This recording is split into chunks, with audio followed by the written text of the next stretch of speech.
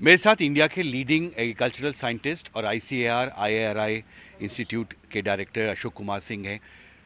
MS Swaminathan को भारत रत्न दिया गया है। आज के संदर्भ में उनका सबसे बड़ा कंट्रीब्यूशन क्या है भारतीय कृषि के लिए?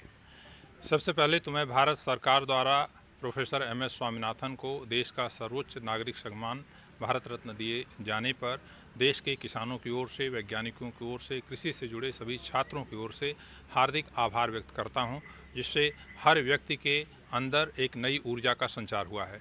डॉक्टर स्वामीनाथन की जो महत्वपूर्ण भूमिका रही 1960 के दशक में, हम बाहर से गेहूं करीब 7 मिलियन टन प्रति वर्ष आयात करते थे और हम अपने खाद्यान्न की आवश्यकता को अच्छी तरह से पूरी नहीं कर पा रहे थे। डॉक्टर नॉर्मन बोरलॉग के मदद से उन्होंने गेहूं की बौनी किस्में मैक्सिको से लेकर यहाँ पर आए। उसके ऊपर शोध करने के बाद 1967-68 के दौरान किसानों के साथ मिल करके उनके यहाँ उसका पर्याप्त मात्रा में बीज उत्पादन करके किसानों तक इस नई बीज को पहुंचाने का कार्य किया, जिससे गेहूं के उत्पादन में अभूतपूर्व वृद्धि हुई। जो देश 1970 तक खाद्यान्न गेहूं का विशेष रूप से आयात करता था, वह अब जो है इस वर्ष 112 मिलियन टन गेहूं पैदा हुआ है और हम गेहूं निर्यात कर रहे हैं। इसके साथ ही साथ अगर हम बात करें एक नई क्रांति की, बासमती चावल की, देश का चावल बासमती चावल पूरे विश्व में जाना जाता है। परंपरागत किस्में जो बासमती चावल की थी वो बहुत लंबी होती हैं, उनकी पैदावार बहुत कम होती है। ये डॉक्टर स्वामीनाथन की सोच थी और 1968 में उन्होंने प्रजनन कार्य शुरू किया कि किस प्रकार से हम परंपरागत बासमती किस्मों की गुणवत्ता बरकरार रखते हुए पौधों को बौना बनाएं और पैदावार बढ़ाएं, ताकि कम अवधि में कम ज़मीन पे हम ज़्यादा से ज़्यादा बासमती उत्पादन कर सकें। और आज देश करीब 45,000 करोड़ रुपए का प्रतिवर्ष बासमती चावल का निर्यात कर रहा है।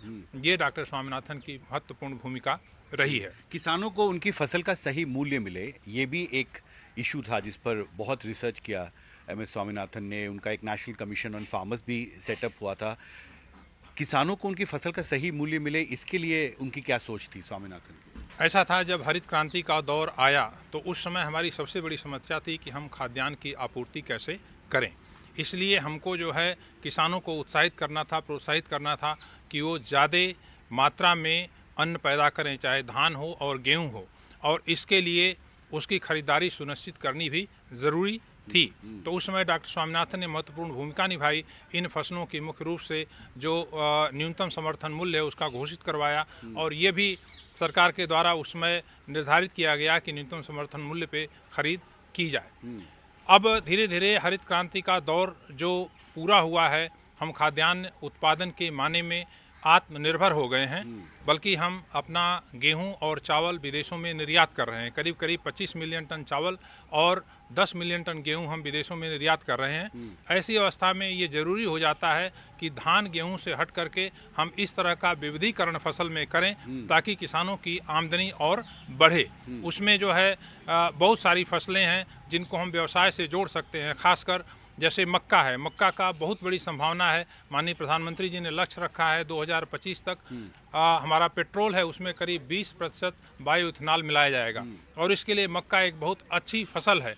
जब मक्का को हम बायोइथेनॉल के रूप में प्रयोग करेंगे तो इससे किसानों को और लाभ बढ़ेगा। तो इस तरह से जो नई कृषि की नीतियाँ आ रही हैं, नए नए परिवर्तन आ रहे हैं, विविधीकरण का दौर चल रहा है, उसमें किसानों को निश्चित रूप से फ़ायदा होगा। यही हमारा एक मुख्य लक्ष्य है शोध के द्वारा। जी, और एक आखिरी सवाल था कि 2018-2019 के बजट में ये ऐलान वित्त मंत्री ने किया था कि 1.5 गुना ज़्यादा हम और फिक्स करेंगे, एमएसपी जो है वो कॉस्ट ऑफ प्रोडक्शन का होगा। और आपको लगता है कि over a period of time जो कॉस्ट ऑफ प्रोडक्शन रहा है किसी भी एक महत्वपूर्ण फसल के उत्पाद का और जो एमएसपी रहा है, उसमें 50 से 100% तक का अंतर दिखाई देता है?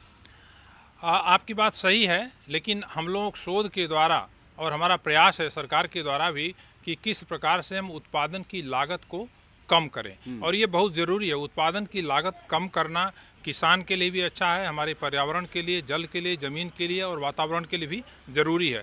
इस दिशा में जो नए प्रयोग किए जा रहे हैं, चाहे नैनो फर्टिलाइजर्स का हो, नैनो पेस्टिसाइड्स का हो, इसके आने से लागत कम होगी। जब लागत कम होगी तो किसान की आमदनी बढ़ेगी अपने आप। दूसरी बात मैं कहना चाहता हूँ, जैसे ड्रोन के ऊपर इतना जोर दिया जा रहा है, ड्रोन का प्रयोग कृषि में अगर हम करें और उससे कौन सी दवा कितनी मात्रा में किस समय और किस प्रकार से प्रयोग की जाए, इस बात का हम ध्यान रखें तो दवा को कम मात्रा में प्रयोग करके हम अच्छी तरह से फसल को सुरक्षित रख सकते हैं।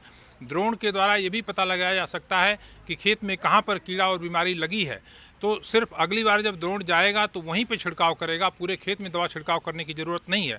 इससे क्या होगा कि दवा की मात्रा भी कम हो जाएगी और पूरे खेत में दवा छिड़कने से जो अवशेष आता था रासायनिक दवाओं का खाद्यान्न के अंदर, वो नहीं आएगा, और जब अवशेष नहीं आएगा तो उसका मूल्य भी बाजार में अच्छा मिलेगा। तो अगर लागत कम होगी, उत्पादन बढ़ेगा और उत्पाद का अच्छा मूल्य मिलेगा तो निश्चित रूप से आमदनी किसान की बढ़ेगी। तो महिला जो सेल्फ हेल्प ग्रुप्स हैं उनके वो ज़्यादा इस्तेमाल करें ड्रोन्स का, इसके लिए सरकार ने एक योजना भी शुरू की ड्रोन है। दीदी की योजना शुरू हुई है, उसमें कम से कम हमारे समझ से 1500 ड्रोन दीदी अभी ट्रेन की गई हैं और ये मुख्य रूप से इस तरह का कार्य किसानों में खेती से जुड़ करके जो इंसेक्टिसाइड, पेस्टिसाइड या फर्टिलाइज़र के प्रयोग का काम है वो शुरू करेंगी। जी, हमसे बात करने के लिए आपका बहुत बहुत शुक्रिया।